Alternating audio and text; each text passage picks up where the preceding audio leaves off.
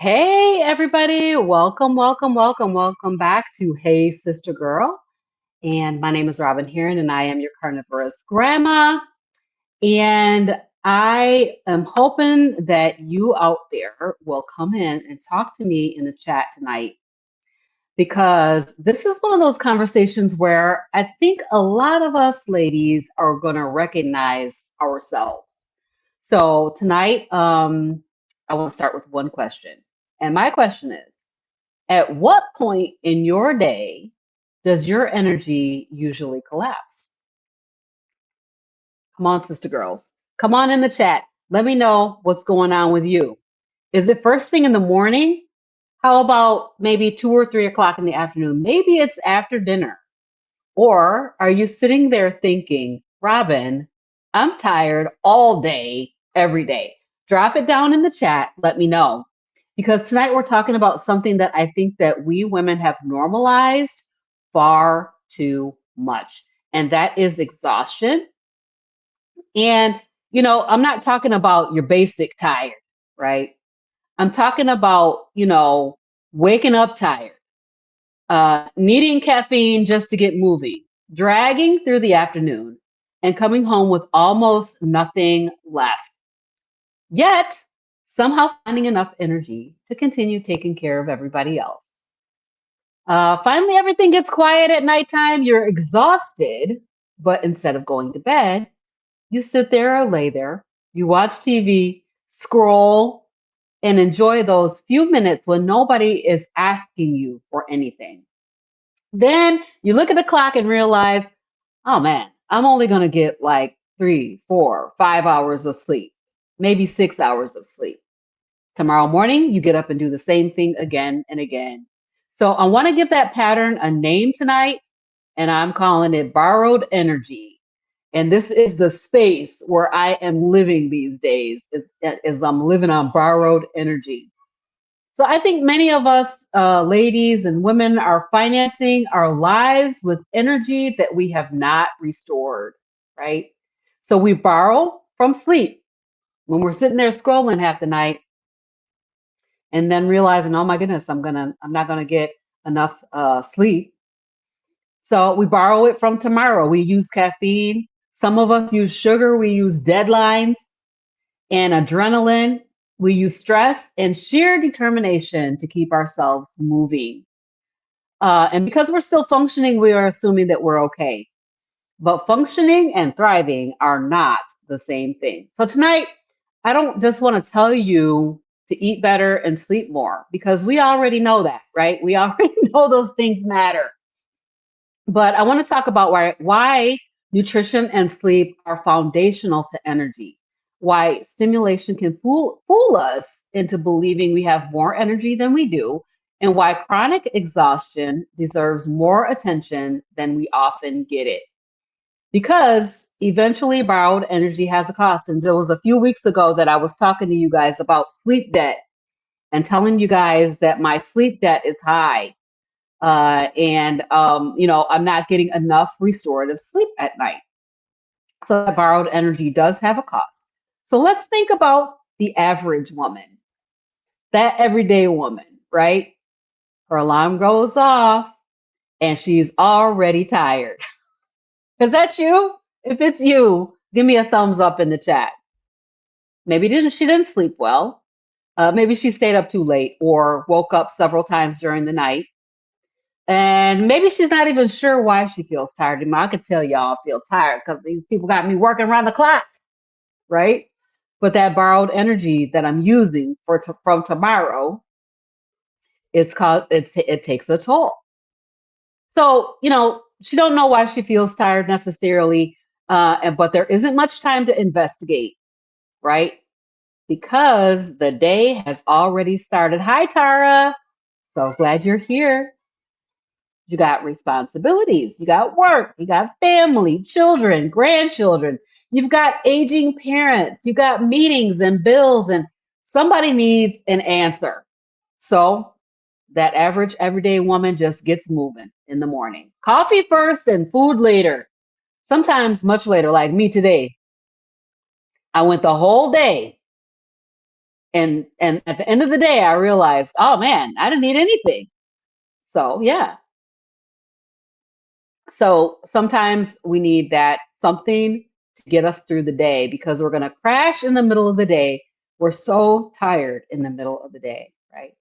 So we have a crash.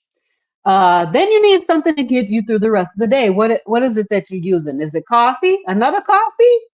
Maybe some other kind of caffeine drink? Maybe it's something sweet. You're just going to have a little sweet snack. Maybe you will have, an energy drink or whatever is needed to get through the rest of that day and finish everything that has to be done.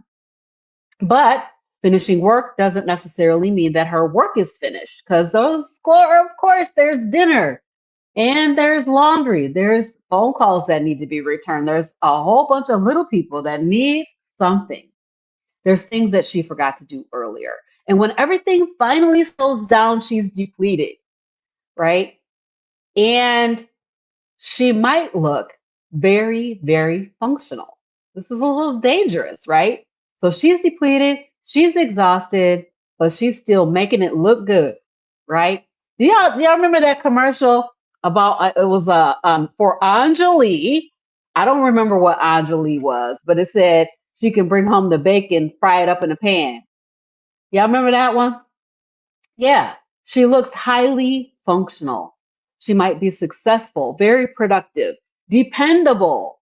Everybody around her might think she has it all together. And because she hasn't actually collapsed, nobody identifies exhaustion as a problem, including her. So, this is where I want us to stop tonight and think about a different question. And that question is, y'all know I always want to think about some better questions. How did being exhausted become normal, right? What's for dinner, Grandma? Oh, I made some fried chicken legs. I cooked them in beef tallow in my cast iron skillet, and I think the kids are in there eating them up now. I made chicken legs and chicken breast tenders for the kids. Yeah. So, yep, that's what we had for dinner. I don't know what they're gonna have with it because they might have a vegetable or a side, but I just cooked the meat. How did being exhausted become normalized? When did being so tired become something that we just laugh about and laugh it off? When did needing caffeine every morning become part of our personality? Huh? When did pushing through become evidence that we're strong? Because when exhaustion becomes normal enough, we stop investigating it. We simply get better at overriding it, just like we override everything else. We just keep on pushing through, right? And overriding exhaustion is not the same thing as resolving it. And so I want us to just understand tonight that energy and stimulation are not the same thing. They may feel similar, but they're not identical. So I want to talk about caffeine because almost everybody understands coffee or some kind of energy drink. But before you panic about that, I'm not telling you to throw your coffee away because I still drink coffee. And I don't want nobody to tell me to throw mine away. Although I did take a year off and then I brought it back. But yeah, I want us to just understand what coffee does, right? So, as you move through the day, a substance called adenosine gradually builds up in the brain and contributes to the feeling of sleep pressure. Caffeine temporarily blocks those adenosine receptors, which makes you feel more alert, which can be useful, right? But that caffeine did not replace the sleep you missed last night. So when I look at my Aura ring in the morning and it says my sleep debt is high, having coffee in the morning is not going to change that because the coffee, you know, it didn't nourish my body, right? It didn't correct any kind of underlying illnesses that I may have, like anemia or repair my muscle. It didn't treat sleep apnea. All it did was make you feel more alert, right? Which is way different. It's a completely another thing from being restored or having restoration, restorative sleep. So when we say coffee gives me energy, sometimes what we really mean is coffee helps me feel less tired for a while, which it does. And then there are other ways that we stimulate ourselves. I got a response to my question here. Became normal with all the price inflations. We got to beat ourselves up just to pay the bills and buy food. I know that's right. We got we got to work hard. Exactly. So some of the other ways that we stimulate ourselves. Urgency is a powerful one. I want you to think about this. Have you ever been completely exhausted until something urgent happens? A deadline suddenly appears and you get moving. Your child needs you and you get moving. Or something happens at work and now you find another gear. I think they call another gear. I think they call that a second win, right? Now you got your second win, right? Your body's able to mobilize resources quickly when it senses a demand. It's a brilliant survival system. But an emergency generator, think about this. When the power goes out and you turn that emergency generator on, what is it designed for? It's designed for emergencies, right? It was never meant to power the entire house every day, forever and ever, right? And so I think a lot of us ladies are living in this space. We're not running on energy, we're running on urgency. So you can be very tired and exhausted and still be productive and successful and still get everything done. But does not mean that your body is adequately restored. I don't know. Do you guys have Aura Ring? Do you guys look at that? Do you have Apple Watch or something that tells you about your sleep? Let me know down in the chat. So this is the reason why some people find themselves functioning as tired and wired, meaning my body is super tired, but my mind won't stop. I find myself in this position many days because I'm having a meeting late, and that meeting is starting like 11 o'clock p.m., sometimes getting over midnight, 12:30. And so after the meeting, I'm tired and wired. I'm like, I could go to sleep, but I still am, ramped up from that last meeting. So, your body's tired, but your mind won't shut off. So you finally get into bed. Suddenly you remember every unfinished task from the entire week. Does anybody else have this problem? I definitely do. So let me ask you something. When your energy drops, what do you reach for? Do you reach for the coffee? Do you reach for something sweet, a sweet snack? Or do you take a nap? Or do you simply tell yourself to push through? Let me know in the chat. No judgment. I just want us really to think about and notice patterns. What are the patterns of behavior that we're doing? Because our bodies need nourishment.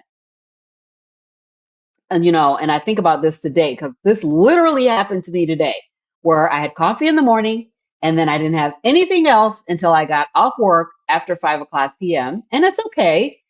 Sometimes it's okay to just not eat, but it wasn't that I wasn't eating because I wasn't hungry. It was just that I didn't have time, right? So, the body needs nourishment because all your organs, everything is working every moment of every day. And I noticed at the end of the day that I'm like, my brain, it almost turned off. It was like, I can't think what I'm supposed to be doing here. What was I just doing?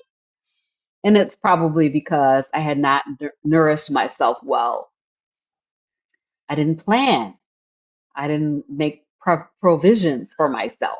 Yvette says coffee. I take coffee when I need to push through. Yeah. So your body, that immune system's working, your body's continuously maintaining, rebuilding and repairing all the time, and it requires raw materials. So we need amino acids to build and repair proteins. We need essential fats and vitamins and minerals to participate in thousands of biological processes that are going on inside the body. Iron is necessary for normal oxygen transport.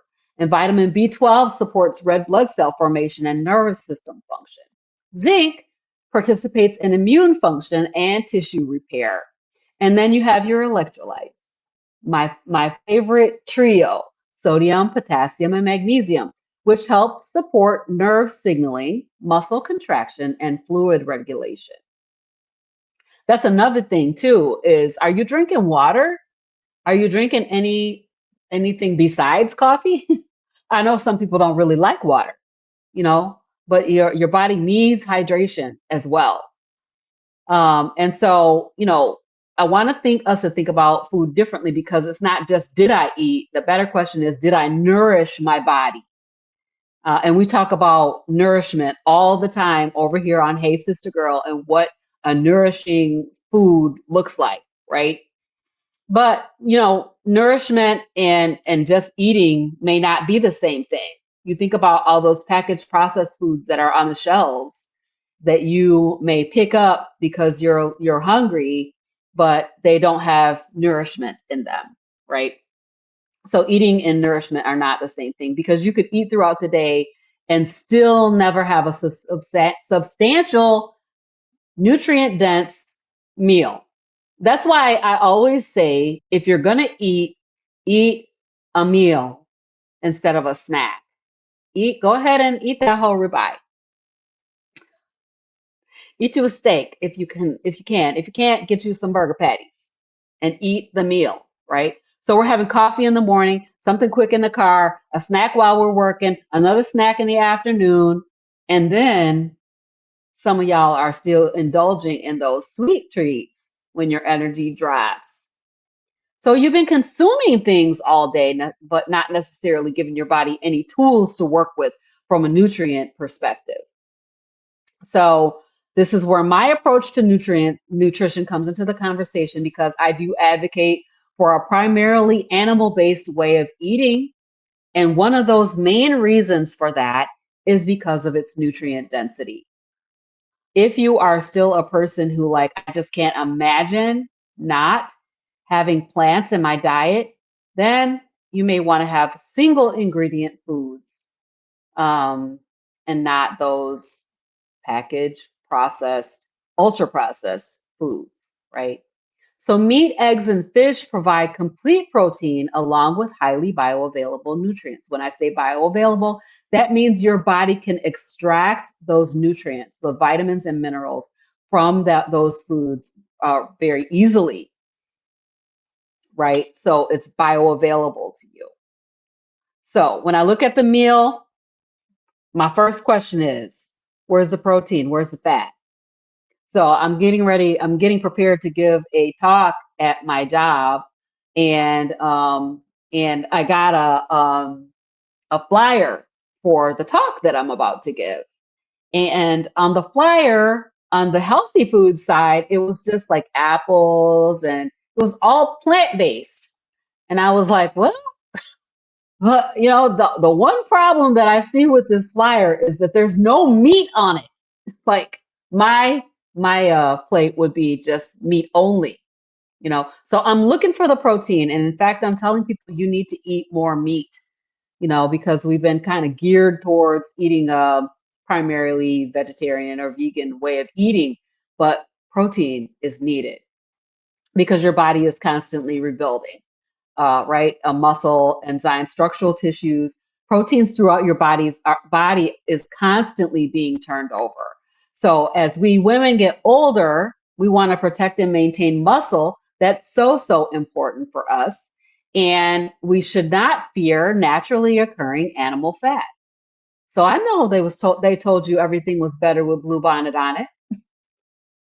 And parquet is delicious, but those are toxic seed oils, and you need to consider switching to butter, ghee, tallow, lard, back to a naturally occurring animal fat. Have you ever thought about the fact that those vegetable oils and canola oil and Crisco even, they're not naturally occurring?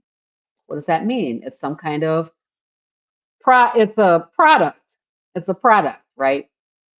Fat supports energy. Fat is energy, right? It supports our cell membranes. It helps with absorption of fat soluble vitamins. And if you are eating very low carbohydrate or carnivore, fat is a very important source of fuel. I want you to consider that.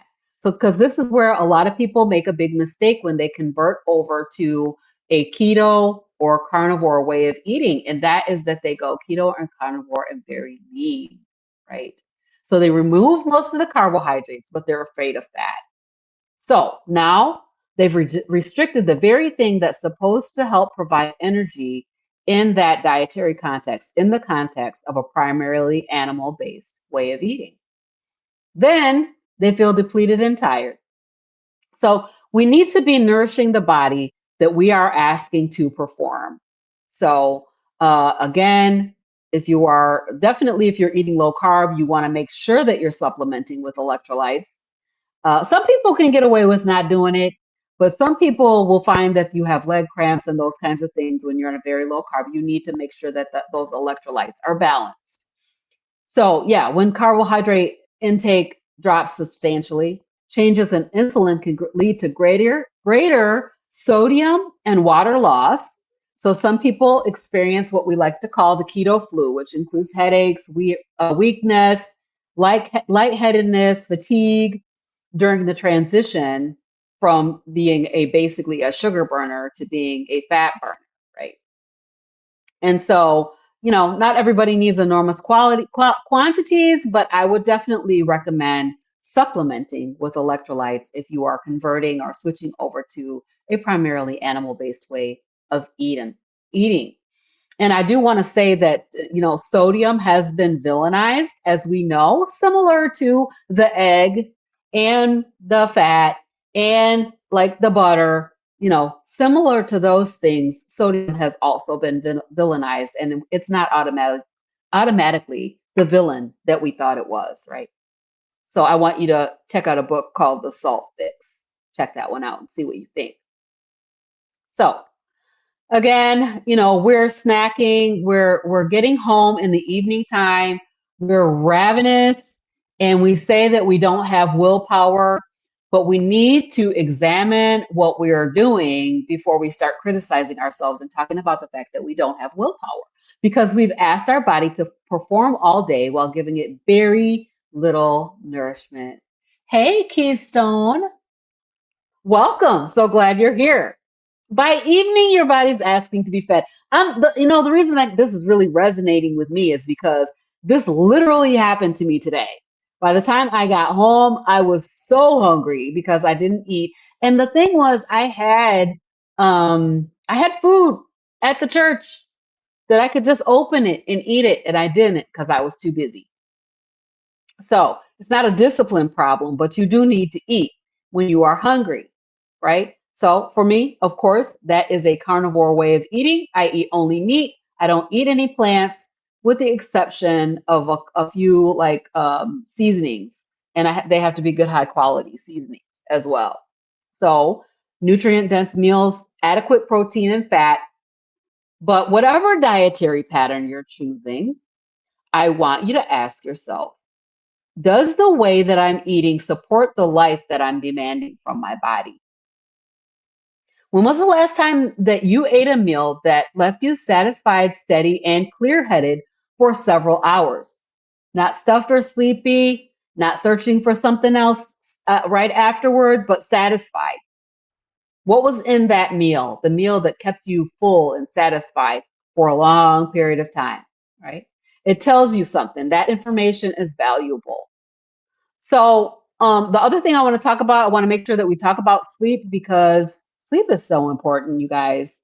It is so important that we get good quality restorative sleep because nutrition does provide the raw materials, but sleep provides the opportunity for restoration. So we talked about, maybe 3 months ago, maybe we talked about these highway workers, how the highway workers at nighttime, sometimes they'll just shut the whole highway down or half of it.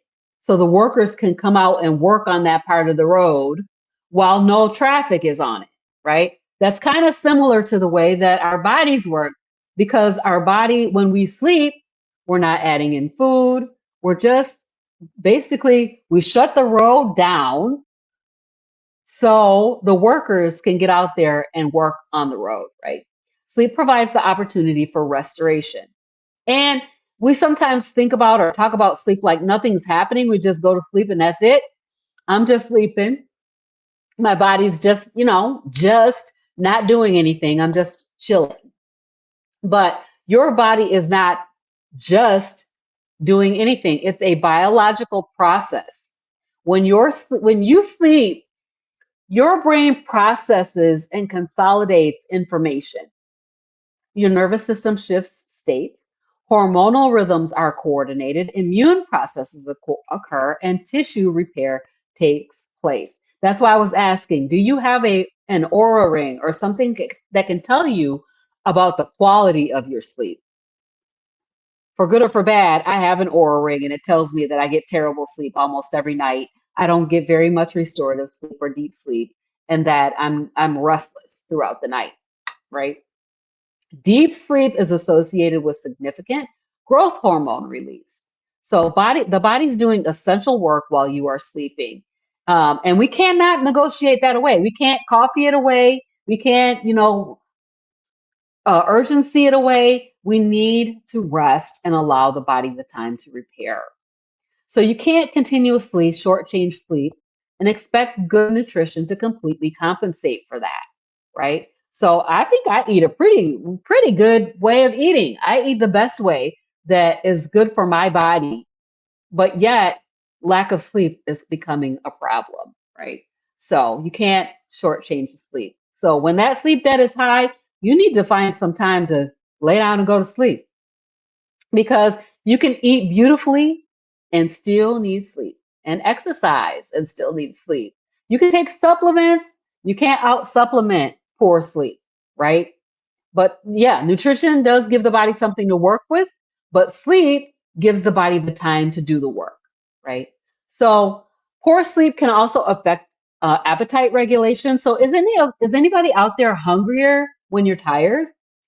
Or maybe you don't make the best choices in eating when you're tired. Maybe those cravings come upon you and just take you over when you're tired, right? So it can affect appetite regulation, insulin sensitivity, and attention. Like I was saying, I was sitting there thinking, I can't really think straight at this point because I am too tired. It can also affect your decision making. So you may not make the best choices if you are sleepy or tired, right? Or exhausted. So let's think about behavior after a terrible night of sleep. What do you want to do? Do you want to prepare a nourishing meal? You feel like getting in that kitchen and getting to work? Probably not. Are you eager to exercise? Nope, probably not. When we're exhausted, convenience becomes much more attractive. That's why nutrition and sleep are not separate conversations. They do influence each other. When sleep suffers, nourishing ourselves can become much harder.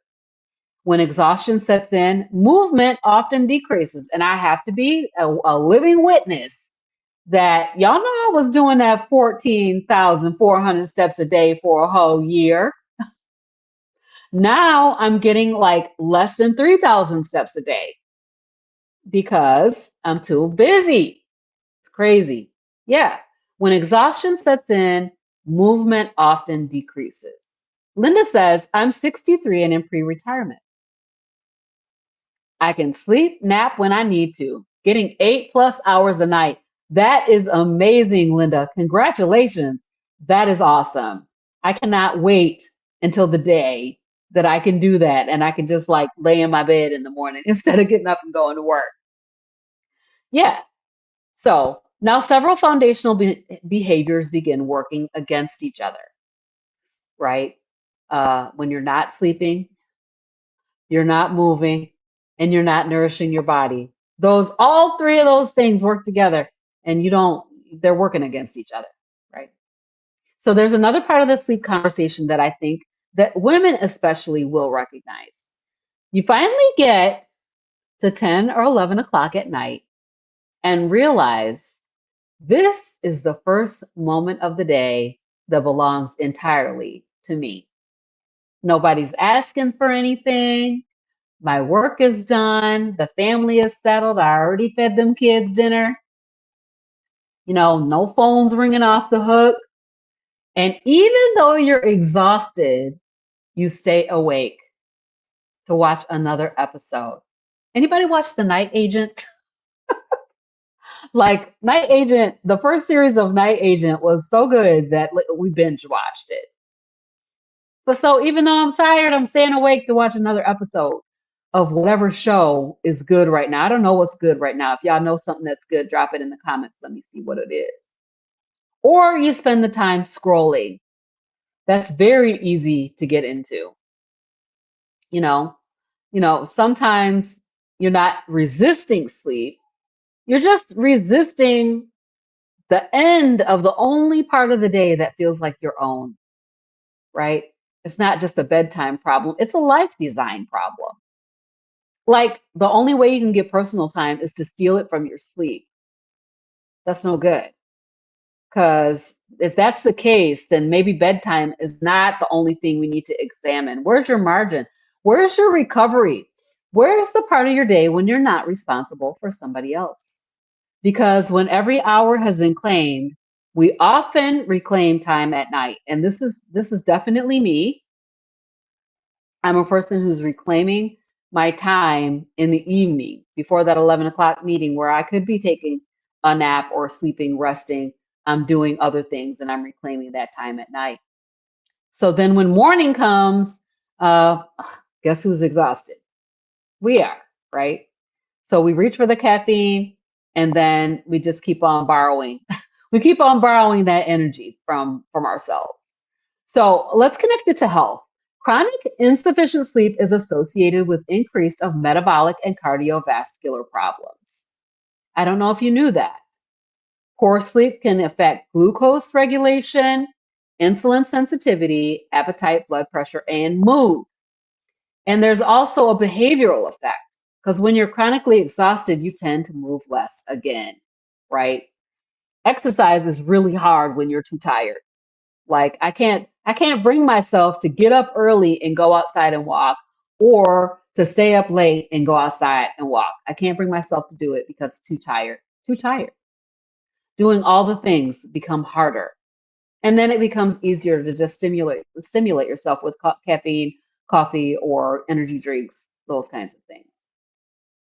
So exhaustion does not need to directly cause every disease in order to contribute to the environment where our health begins to decline. And that's so, so important. Because sometimes exhaustion is not just a lifestyle problem. Hi, Samato. So glad you're here. Thank you for chiming in. If you are not giving yourself adequate sleep, nourishing your body, okay, wait a minute. Sorry. If you are giving yourself adequate sleep and nourishing your body and still experiencing significant fatigue, do not automatically decide that you need more discipline. So there may be something deeper there that you need to explore. Okay. Today we're talking about, nutrition and we're talking about sleep and we're talking about movement.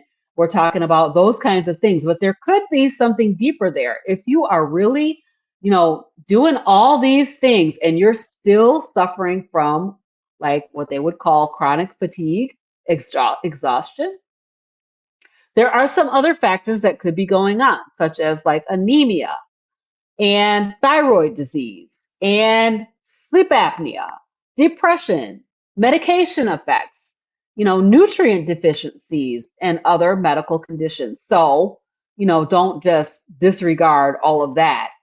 If you're doing all the things and you're still exhausted, you may need to look a little bit deeper. Samato says, watch you all the time. Thank you, thank you, thank you. I appreciate that so much. And sleep apnea.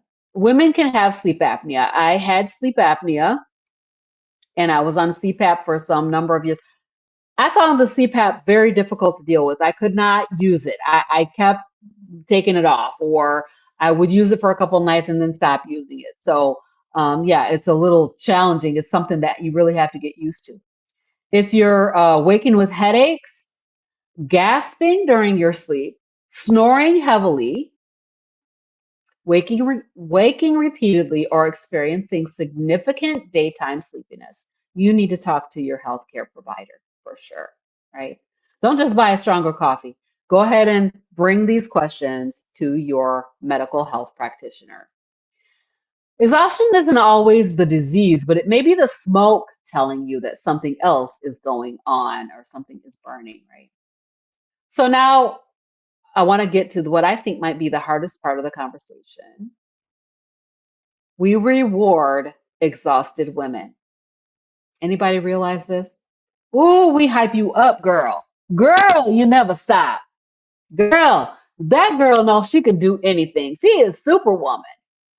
Yeah, I don't know how she does it. I don't know how she keeps it up. Man, she takes care of everybody. And we give those compliments, and sometimes they are, and we mean well for sure, because women, we know we're incredibly capable. We're amazing. We can do a lot of things. We do hard things all the time.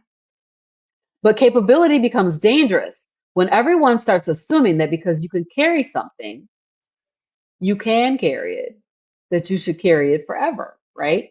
And we have confused the strength of women with unlimited capacity. Unlimited capacity. Like you could just keep going and going and going. And these are not the same thing. Being strong does not mean having no biological limits. Being responsible does not mean ignoring exhaustion. We really need to pay attention to this. And being dependable does not mean that everybody else gets the best of you while your body gets whatever is left, right? And rest does not have to be earned by reaching the point of collapse, right? Sometimes our bodies are not screaming at us, it's whispering, go lay down. I need you to go lay down, lady. Go lay down, right? Because you're tired. You are so tired. You're exhausted and you're losing patience. You snapping at the drop of a hat. Anybody else doing that? Thinking is just not as sharp. I used to remember everything. Now I can't remember nothing, right? You're sleeping, but never waking up and feeling refreshed and surviving on caffeine. So we eventually started saying, well, I guess this is what getting older looks like. This is what getting older feels like. Maybe, but maybe not, right? Because just because it's common does not mean it's normal, does not mean it's right. So I want to leave you guys tonight with something very simple, right? I don't want to give you another enormous to-do list, but I do want you to think about your life or your life as an energy account. I want you to notice the withdrawals, notice the deposits, right? Staying up 2 extra hours scrolling might be a withdrawal. And replacing nourishment with caffeine might be a withdrawal. Eating a nutrient-dense meal with adequate protein is a deposit. Giving yourself enough time to sleep is a deposit. Going outside and moving your body is a deposit. And building muscle is a long-term investment. And I want you to hear me when I say this. Sometimes saying no to something that does not actually require your yes is a deposit too. How many times are you saying yes to something that doesn't require your yes? Okay, you got to learn that no is a complete sentence. And I want you to remember that, sometimes rest is not always sleep. Sometimes rest is just rest. Maybe you just lay down for 30 minutes and, just relax. Or maybe you take a walk outside, a leisurely walk, not listening to anything, not engaging your brain in doing anything. Sometimes getting rest means turn off the television, turn off the phone, turn off the podcast and every other source of stimulation. Don't turn it off right now because I'm not quite done yet. Yeah, because sometimes we stop moving without actually allowing our body to recover. So I want you to ask yourself, am I actually recovering or have I simply stopped moving? So do that energy audit this week. Ask yourself if you've nourished yourself well. Did you give yourself enough opportunity to sleep? Am I using urgency Like, are you a procrastinator? I'm a little bit of a procrastinator, which means I work well under pressure. But it's not a good way to be all the time, right? So don't use urgency to accomplish what should be accomplished by actual energy, right? So, yeah, just remember that I can't keep asking my body to live as though every day is an emergency, right? So, at the beginning of this show, I asked you, what time of the day is it when your energy collapses? Are you borrowing it from your sleep, from your nutrition, or are you getting it from caffeine? Somebody said coffee earlier. Is the stress making you move? Are you overcommitting? Yeah, maybe you're staying awake late because nighttime is the only time you got to yourself, right? And I know I'm gonna share this video with my daughter, who I know is doing that, right? So I want you to give yourself a little bit more time to sleep. And I want to give myself a little bit more time to sleep, right? So this week, look at those deposits and withdrawals and see where you are. So my name is Robyn Heron, and I am your carnivorous grandma. Thank you guys so much for being here with me tonight to talk about exhaustion. Why are so many women exhausted? If you are watching on the replay, please go ahead and drop those comments in the chat. Let me know what you thought. When is it that your exhaustion is kicking in during the day? Want to remind you guys that Impact Meetup and Eat Up with Carnivorous Grandma and Friends is just like weeks away now. It did sell out, but I hope that I will see you here in Kalamazoo for Impact. Yeah, that's pretty much it for the night. Let's get some sleep. All right, everybody. Energy collapses at 4 o'clock p.m. Yeah, I wake up tired because I go to sleep tired. All right, everybody. Have a great rest of your week. I will see you on Saturday for Coach's Corner, and we're going to have another great topic for you. All right. Bye, everybody.